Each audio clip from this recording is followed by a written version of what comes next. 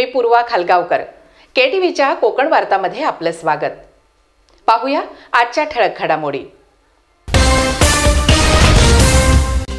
पुन्हा शिवसेनेत येण्यासाठी नारायण राणे यांनी अनेक प्रस्ताव पाठवले, परंतु शिवसेना पक्षप्रमुख उद्धव ठाकरे यांनी त्यांना घेण्यास नकार दिला. खासदार विनायक राऊत यांनी केला गौप्यस्फोट. रत्नागिरी शहरातील दामले विद्यालय बनणार इंटरनॅशनल स्कूल. आणि पाली येथे शिवसेनेतर्फे आयोजित निर्धार मेळाव्यात आमदार उदय सामंत यांनी स्वाभिमान पक्षावर केला प्रहार. यापुढील बातम्या अल्पशा विश्रांतीनंतर. समंदर की गोद में पला है तू, अंगड़ाई लेते ही लहरें शुरू. आज यौवन की मस्ती छोड़, ले चलता हूं तुझे एक नए मोड़. आजा तुझे माँ पुकारे अब, छेड़ देते हैं बीच से कुछ शरारत हंसी. गले लगा ले उसे ए फकीर, इंतजार कर रहा है तेरा तो. चल दे देते हैं उसे फसल की खूबसूरती तो. आजा तुझे माँ पुकारे अब, मीलों आगे चलना है हमें. सिर्फ फसल नहीं, तेरे स्पर्श की चाह में बैठे हैं शहरों में भी कहीं. उनके मुख पे भी लानी है मुस्कान, उन्हें भी देनी है एक नई पहचान. आजा तुझे माँ पुकारे अब. फिनोलेक्स पाइप्स पहुंचाए पानी को अपनी माँ के पास. आता वळूया सविस्तर वृत्तांताकडे. आपल्याला पुन्हा शिवसेनेत घेण्यासाठी नारायण राणे यांनी अनेक प्रस्ताव पाठवले, परंतु शिवसेना पक्षप्रमुख उद्धव ठाकरे यांनी त्यांच्यासाठी कायमची दारं बंद केल्यानं आज ते एक अपयशी नेते म्हणून दारोदारी फिरत असल्याचा गौप्यस्फोट खासदार विनायक राऊत यांनी केला आहे. आता आणखी चौथ्या आघाडीच्या शोधात निघालेले आहेत नारायणराव. कोणी घेता का हो, कोणी घेता का हो, माझ्यासाठी कोणतरी दार उघडा. शिवसेनेने दार कायमचं बंद केलं म्हणजे अगदी हिम्मत नाही सांगण्याची, परंतु आम्ही सगळेजण साक्षीदार आहोत. एक दोन नव्हे अनेक वेळेला ह्या नारायणराव राणे यांनी पुन्हा एकदा शिवसेनेमध्ये यायला मी तयार आहे अशा पद्धतीचे प्रस्ताव पाठवले, पण उद्धव साहेबांनी साफ नकार दिला. एकदा बेईमानी झाली, त्या बेईमानीला शिवसेनेच्या घरामध्ये प्रवेश नाही म्हणजे नाही.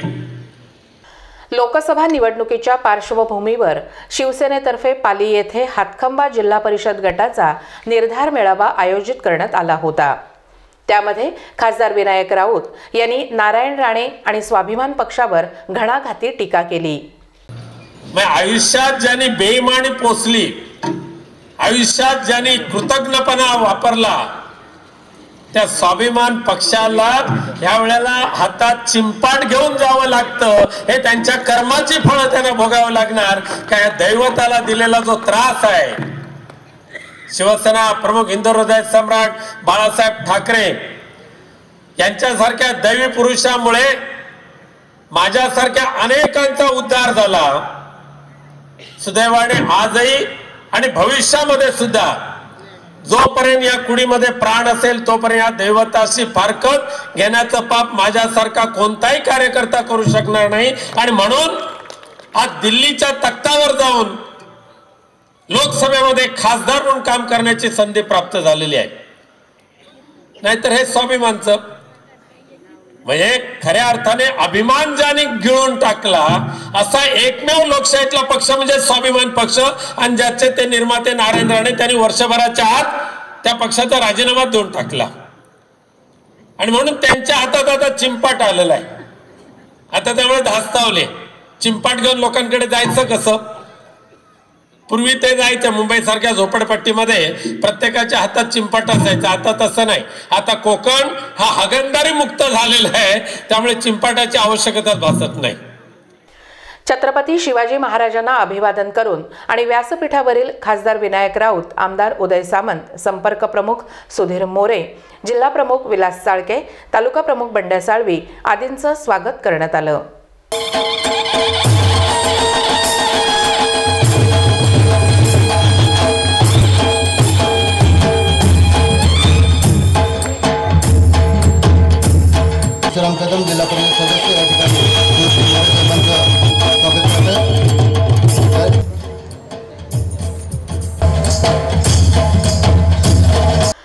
म्हाडा अध्यक्ष आमदार उदय सामंत यांनी आपले विचार व्यक्त करताना कोणी कुठेही जाओ अथवा कोणी काहीही करो, रत्नागिरी विधानसभा मतदारसंघातून युतीचे उमेदवार विनायक राऊत यांना सर्वाधिक मते मिळवून देण्याचा निर्धार त्यांनी व्यक्त केला.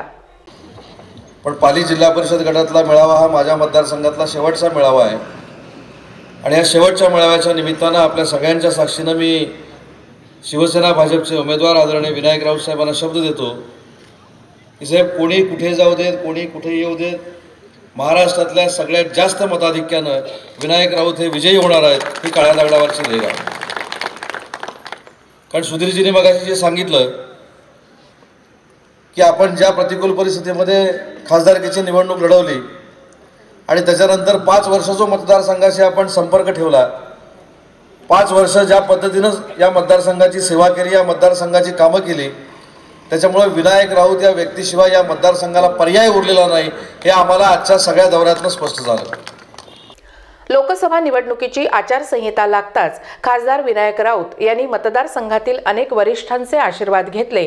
त्यामुळे त्यांचा विजय हा काळ्या दगडावरची रेघ असेल असा विश्वास आमदार उदय सामंत यांनी व्यक्त करीत काही जणांनी शिवा घालण्याचा कार्यक्रम सुरू केला आहे असं म्हणाले.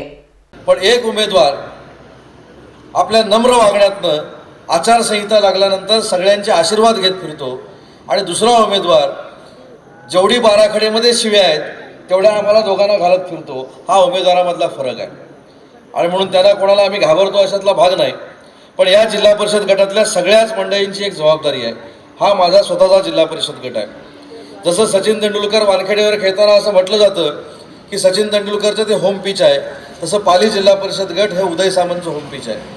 किंवा विनायक राऊत साहेबांचा विजय हा काळ्या दगडावरची रेघ आहे हे अति आत्मविश्वासानं आम्ही सांगत नाही. आत्मविश्वासानं का सांगतो? कारण तुमच्यावर असलेला विश्वास, तुम्ही ज्या वेळेपासून मला राजकारणामध्ये स्वीकारलं त्या 1999 सालापासून आजपर्यंत मला कधी मागं बघावं लागलं नाही आणि म्हणून मला पूर्ण खात्री आहे माझ्या घरातल्या लोकांच्या समोरच मी बोलतोय, माझ्या घरातल्या लोकांसमोरच मी मताची भीक मागतोय आणि ती मतं ही फक्त विनायक राऊत साहेबांच्या पारड्यात पडतील, बाकी कुठच्याही ऐऱ्यागैऱ्याच्या पारड्यात पडणार नाही. हा देखील आत्मविश्वास माझ्यासारख्या कार्यकर्त्याच्या मनामध्ये आहे.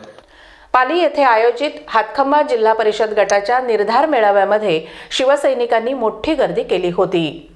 त्यामुळे खासदार विनायक राऊत यांनी नारायण राणे आणि स्वाभिमान पक्षावर जबरदस्त प्रहार करीत उद्योजक अण्णा सामंत यांच्या कार्याचं भरभरून कौतुक केलं. आमच्या नावाने जेवढं काय शिमगा करायचं तेवढं करून घेऊन दे. आदरणीय अण्णा सामंत साहेब आहेत. मागच्या निवडणुकीमध्ये अण्णा सामंतांनी त्या डॉक्टर निलेश राणेंच्या त्या प्रचारामध्ये जेवढी मेहनत घेतली तेवढी नारायणराव राणेंनी सुद्धा या ठिकाणी घेतलेली नाहीये. जिथे जाल तिथे अण्णांनी सांगितलंय की एकदा त्यांना मतदान करा. त्यावेळेला अण्णा हे परोपकारी होते. पण आता अण्णांनी ज्यावेळेला भगवा झेंडा हातात घेतला, सत्याच्या बाजूने उभं राहायचं ठरवलंय, त्यावेळेला अण्णा मात्र त्यांना बेईमान झाले, त्यांच्यावर टीका करायला मोकळे. अरे सारखं दानशूर व्यक्तिमत्व ह्या जिल्ह्यामध्ये आहे. जिल्हावासियांचं हे खऱ्या अर्थाने अभिमान जिल्हावासियांना आहे आणि आम्ही म्हणून अण्णांचा आदर करतो. ते केवळ पैसेवाले म्हणून नाही तर त्यांच्यातली असलेली दानशूर व्यक्ती. आज कित्येक ह्या संपूर्ण रत्नागिरीतले अनेक मंदिरांकडे जा, अनेक शाळांकडे जा, अनेक धर्मदायी संस्थांकडे जा. अण्णांचा पैसा तिथे पोचलेला आहे. कोणती निवडणूक लढवण्यासाठी नव्हे, कोणत्या स्वार्थासाठी नव्हे, तर ज्या भगवंताच्या कृपेने मला 4 पैसे मिळालेले आहेत त्या भगवंताची सेवा करणं, त्या भगवंताच्या लेकरांची सेवा करणं हे माझं कर्तव्य आहे. हे अण्णांसारख्या दानशूर व्यक्तिमत्वाने जाणलं. निलेश राणेंच्या अकलेच्या पलीकडचं आहे ते. त्यांना नाही कळणार आहे. त्यांना एकच कळणार की 12 खडे वापरून माझ्यावर शिव्या करणं घालणं. उदय सामंत दिसले की त्यांच्या तळपायाची आग मस्तकात जाते. जाऊ दे, थैथाट करायचं तेवढंच करणार. बाकी होळीचा तो नाच त्याच्या पलीकडे जाऊच शकत नाही. आम्हाला ह्या जिल्ह्यामध्ये केवळ स्वाभिमानावर टीका करून नाही चालायचं आहे, तर आम्ही जी विकास कामं केलेली आहेत या लोकसभा मतदारसंघामध्ये त्या विकास कामाच्या आधारे आम्ही लोकांची मतं मागणार आहोत. शिवसेना उपजिल्हाप्रमुख बाबू म्हाप यांनी आपल्या भाषणात देशाचे पंतप्रधान पुन्हा नरेंद्र मोदीच होणार असल्यानं भाजपवाले सेना उमेदवाराचं काम करतीलच असं म्हणाले. जरी मी निर्जोळ जिल्हा परिषद गटाचा सदस्य असलो तरी नक्कीच गाव माझा हातकंबा असल्यामुळे आपल्याला सगळ्यांना इथं सुद्धा एकत्रित येऊन काम करून युतीचा धर्म आपण सगळ्यांनी पाळला पाहिजे. आपल्या मित्रपक्ष भाजप त्यांच्यासुद्धा कार्यकर्त्यांच्या गाठीभेटी आपण सगळ्यांनी तात्या आणि कदम साहेब आणि रावणन मॅडम आपल्या सगळ्या कार्यकर्त्यांनी आता भाजपच्या कार्यकर्त्यांच्या सुद्धा गाठीभेटी घेतल्या पाहिजेत, त्यांच्याशी चर्चा केल्या पाहिजेत, त्यांना आपल्या भविष्यात प्रचारात आपल्याबरोबर घेतलं पाहिजे. कारण वरती नेते काहीतरी थोडंफार इकडे तिकडे होत असेल, आपण बातम्या बघत असता, पण खालचे कार्यकर्ते भाजपचे सुद्धा आपल्या मित्रपक्षाचे युतीचे सगळेजण पक्षाचं काम करायला युतीचं काम करायला तयार आहेत. कारण देशाचं सुरक्षित प्रतिनिधित्व मोदी साहेबांकडे असल्यामुळे, मोदी साहेबांना पुन्हा एकदा पंतप्रधान करायचं असल्यामुळे नक्कीच भाजपचे कार्यकर्ते आणि आपले सगळे युतीतले सगळेच घटक पक्ष नक्कीच जोमाने काम करतील. फक्त आपण आपला हात आधी पुढे केला पाहिजे, त्यांना साथ घातली पाहिजे आणि जास्तीत जास्त मताधिक्य हे आपण राखलं पाहिजे. याप्रसंगी कांचनताई नागवेकर, ममता जोशी, परशुराम कदम, प्रसाद रावराणे, उद्योजक अण्णा सामंत, जितू शेटे, उत्तम मोरे, साक्षी रावणंग, नगरसेवक रोशन फाळके, विकास पाटील, वेदा फडके, गजानन पाटील यांच्यासह हातखंबा पाली जिल्हा परिषद गटातील शिवसैनिक मोठ्या संख्येने उपस्थित होते. तालुका प्रमुख बंड्या साळवी यांनी आपले विचार व्यक्त करताना या मतदारसंघात मोठ्या प्रमाणात विकासाची कामं झाल्याने मतदार पुन्हा विनायक राऊत यांनाच विजयी करतील असं सांगितलं. या मतदारसंघामध्ये सामंत साहेबांच्या माध्यमातून असेल, खासदार साहेबांच्या माध्यमातून असतील, जिल्हा परिषद सदस्यांच्या माध्यमातून असेल, पंचायत समितीच्या माध्यमातून असतील, संपूर्ण ग्रामपंचायत माध्यमातून अनेक विकास कामाची कामं या मतदारसंघामध्ये केली गेलीत. असं असताना देखील आज ही उपस्थिती बघितल्यानंतर आपल्याला सांगेल की राऊत साहेबांचा आज खरा प्रचाराचा नारळ फुटतोय आणि एवढी मोठी उपस्थिती या ठिकाणी आपल्या समोर आहे. असं करत असताना की या मतदारसंघामध्ये जी कामं झालीत ही सर्व शिवसेनेच्या माध्यमातून झालीत. जरी कुणी सांगितलं की आता काही लोक येत आहेत, परवा राऊत साहेबांनी सांगितले कोट्यावधी रुपयाची कामं आम्ही आणायची आणि कुणी ती नारळ फोडायचा, हे आता होतच राहणार आहे. की लास्टची इलेक्शनची 23 एप्रिल निवडणुकीची तारीख जाहीर झालेली आहे. सामंत साहेब 23 तारखेनंतर पुढच्या मला वाटतं 5 वर्षानंतर आपल्याला परत ही जी परिस्थिती आता काही 2 महिन्यामध्ये जी आपण काय म्हणतो कावळाकोळ सुरू आहे ही परत 5 वर्षानंतर होईल. आणि आपल्याला सर्वांना एकच शब्द या हातकंबा जिल्हा परिषद गटाच्या वतीने देतो की या मतदारसंघामधून संपूर्ण तालुक्यामधील 1 नंबरचं मताधिक्य असेल तरी हातकंबा जिल्हा गटाने दिल्याशिवाय हे कार्यकर्ते गप्प बसणार नाहीत. आज या ठिकाणी आपण एवढ्या मोठ्या संख्येने उपस्थित आहात याबद्दल तुम्हाला धन्यवाद देतो. आणि आता पाहूया खासदार विनायक राऊत यांच्या भाषणाची काही क्षणचित्र. दुसऱ्याच्या रोणीवर बसून अंडे उभावणारे हे स्वाभिमानचे अवलाद, अरे तुमच्या कारकिर्दीमध्ये काय केलं होय अग्नी आरोप करणार आहे. आणि हिंमत असेल तर निलेश राणेची नाही तेवढी हो, पण हिंमत असेल तर नारायणराव राणेने उत्तर द्यावं. ह्या कोकणच्या भूमीवर लादलेला मोरटोरियम 2-3 वर्ष कोकण या मोरटोरियम मध्ये अधिस्थगनाच्या आदेशाने भरडला जात होता. गौण खनिज बंद होतं, विकासाच्या योजना बंद झाल्या होत्या. पाप कोणाचं? नारायण राणेंचं. पाप निस्तरलं कोणी? होय, शिवसेना भाजपचा आणि महायुतीचा खासदार म्हणून विनायक राऊतनी ते निस्तरलंय. दोन्ही जिल्ह्यातलं मोरटोरियम आदरणीय प्रकाशजी जावडेकरांच्या मार्गदर्शनाखाली संपूर्ण नष्ट करून टाकला. अण्णा त्यांचे अभ्यासू साक्षीदार आहेत. महाराष्ट्र आंतरराष्ट्रीय शिक्षण मंडळाच्या राज्यस्तरीय मूल्यांकन समितीद्वारे दामले शाळेची निवड झाली असल्यानं भविष्यात मुलांना त्याचा चांगलाच फायदा होईल असा विश्वास मुख्याध्यापक प्रकाश जाधव यांनी KTVशी बोलताना व्यक्त केला. आता आपल्या शाळेमध्ये इयत्ता 5वी जी पूर्व उच्च माध्यमिक शिष्यवृत्ती परीक्षा आहे, या परीक्षेमध्ये आपल्या मुलांनी चांगलं यश मिळवलं. गेल्या वर्षी तर आपल्या शाळेतील 8 मुलं शहरी विभागाच्या गुणवत्ता यादीमध्ये आले. या मुलांच्याकडे पाहता ही मुलं ही अल्प उत्पन्न गटातली आहेत, त्यांची आर्थिक स्थिती काय फार उत्तम दर्जाची आहे असं नाही. मग याचा अर्थ असा आहे की गुणवत्ता ही आमच्या शाळेतही आहे. मग ही गुणवत्ताधारक जी मुलं आहेत या मुलांना आंतरराष्ट्रीय दर्जाचं शिक्षण मिळेल. भरायला फीला पैसे नाहीत म्हणून या मुलांना शिक्षण मिळणार नाही अशी स्थिती निर्माण होणार नाही. शाळा आपली नगरपालिकेची आहे, त्यामुळे कोणत्याही प्रकारची फी किंवा कोणत्या प्रकारचं डोनेशन या मुलांकडून घेतलं जाणार नाही. आता जे सरकारी नियम आहेत, कोणत्याही प्रकारची फी न घेणे किंवा सरकारी शाळेमध्ये विनामूल्य शिक्षण दिलं जाणार आहे. या प्रकारे या मुलांना शिक्षण मिळेल आणि ही मुलं सहज शिक्षण घेऊ शकतील. यात कोणतीही फार मोठी त्यांना ॲडमिशन मिळायला अडचण असणार नाही. त्यामुळे या मुलांना हे शिक्षण सहज घेणं सोपं होईल आणि कोणताही पालकांना आर्थिक भूर्दंड पडणार नाही. रत्नागिरी नगर परिषद शाळा क्रमांक 15 दामले विद्यालयाला सन 2019-20 या वर्षापासून आंतरराष्ट्रीय शिक्षण मंडळाअंतर्गत अभ्यासक्रमाची मान्यता मिळाली असून राज्यभरातील 4500 शाळांमधून दामले विद्यालयाची निवड झाली असल्याचं मुख्याध्यापक प्रकाश जाधव यांनी सांगितलं. महाराष्ट्र शासनाने आंतरराष्ट्रीय दर्जाच्या शाळा निर्माण करण्याचा एक धोरणात्मक निर्णय घेतला आणि साधारणतः महाराष्ट्रामध्ये 100 शाळा अशा प्रकारच्या कराव्यात असा विचार त्या काळचे प्रधान सचिव नंदकुमार साहेब यांनी हा निर्णय घेतला आणि त्याला शासनानं मंजुरी दिली आणि त्यानंतर या शाळांच्या निवडची प्रक्रिया सुरू झाली. गेल्या वर्षी म्हणजेच गेल्या शैक्षणिक वर्षामध्ये 13 ओजस शाळांची निवड झाली होती आणि या वर्षी पुढच्या वर्षासाठी एक 100 शाळा तेजस शाळा म्हणून निवडायच्या आहेत आणि यासाठी गुगल फॉर्म या महाराष्ट्र आंतरराष्ट्रीय शिक्षण मंडळानं दिला होता आणि हा गुगल फॉर्म आम्ही भरून या आंतरराष्ट्रीय शाळेसाठी ॲप्लिकेशन केलं होतं. या अशा प्रकारच्या जवळजवळ महाराष्ट्रातून 4500 शाळांनी हा फॉर्म भरला होता. आम्ही सादर केलेले जी माहिती आहे त्या माहिती प्रत्यक्ष पुराव्याच्या आधारे त्यांनी पडताळून पाहिली आणि शाळा सिद्धीमध्ये आम्ही ज्या शाळेला जी अश्रेणी आहे त्या निकषाद्वारे पुन्हा शाळेची पडताळणी झाली आणि त्यामध्ये आमची शाळा पात्र झाल्याचा एक मेल 6 मार्चला आमच्या शाळेच्या ईमेलवर आला आणि तो मेल महाराष्ट्र राज्याचे शिक्षण संचालक माननीय डॉक्टर मगर साहेब यांनी हा मेल पाठवला होता आणि तसं आपल्याला अभिनंदन त्यांनी शाळेसाठी केला.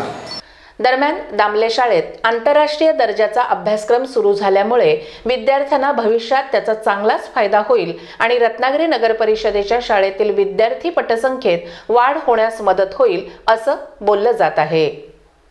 यावर्षी दामले विद्यालय शताब्दी वर्ष साजरे करीत आहे आणि त्याचवेळी इंटरनॅशनल दर्जा प्राप्त होणार असल्यानं दामले विद्यालयाच्या शिरपेचात आणखी एक यशाचा तुरा लागणार असल्यानं शिक्षक, विद्यार्थी आणि पालकांमध्ये समाधान व्यक्त केलं जात आहे.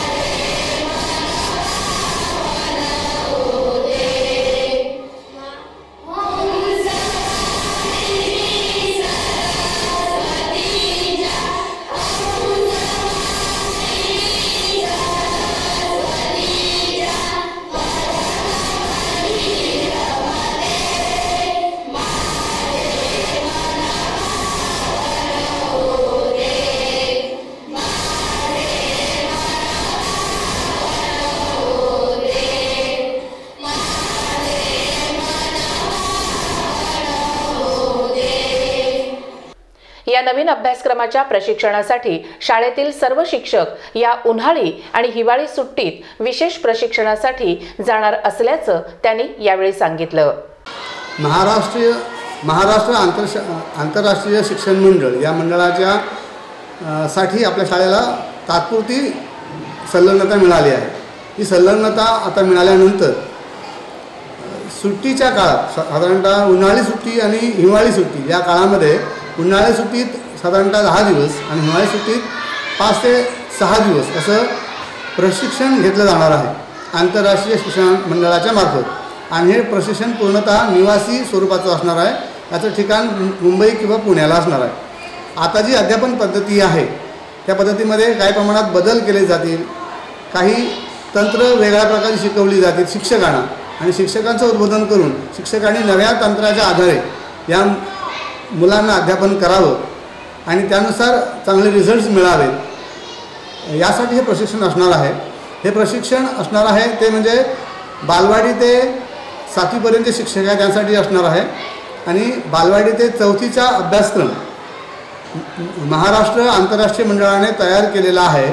आणि हा अभ्यासक्रम आता जे महाराष्ट्र शासनाचं जे अभ्यासक्रम आहे त्याच्यापेक्षा वेगळा आहे, आणि हा अभ्यासक्रम मुलांना शिकवल्यानंतर ही मुलं CBSE बोर्डाच्या मुलांच्या तुलनेत कुठेही कमी पडणार नाहीत अशा प्रकारचा अभ्यासक्रम तयार केलेला आहे. दामले विद्यालयानं क्रीडा आणि सांस्कृतिक क्षेत्रातही मोठ्या प्रमाणात यश संपादन केलं आहे. तसंच आजपर्यंत 200हून अधिक विद्यार्थी शिष्यवृत्तीच्या परीक्षेत गुणवत्ता यादीत झळकले आहेत. ही बाबही अभिमानाची असल्याचं बोललं जात आहे.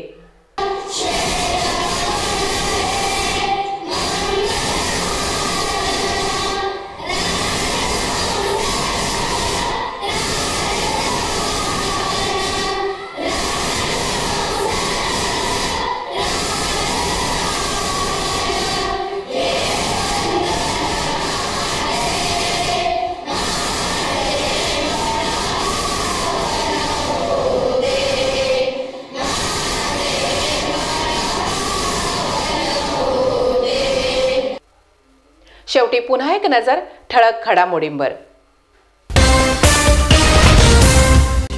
पुन्हा शिवसेनेत येण्यासाठी नारायण राणे यांनी अनेक प्रस्ताव पाठवले, परंतु शिवसेना पक्षप्रमुख उद्धव ठाकरे यांनी त्यांना घेण्यास नकार दिला. खासदार विनायक राऊत यांनी केला गौप्यस्फोट. रत्नागिरी शहरातील दामले विद्यालय बनणार इंटरनॅशनल स्कूल.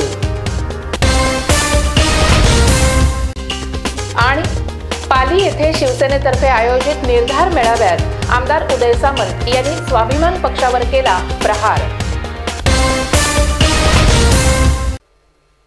याबरोबरच आजचं बातमीपत्र संपलं. नमस्कार.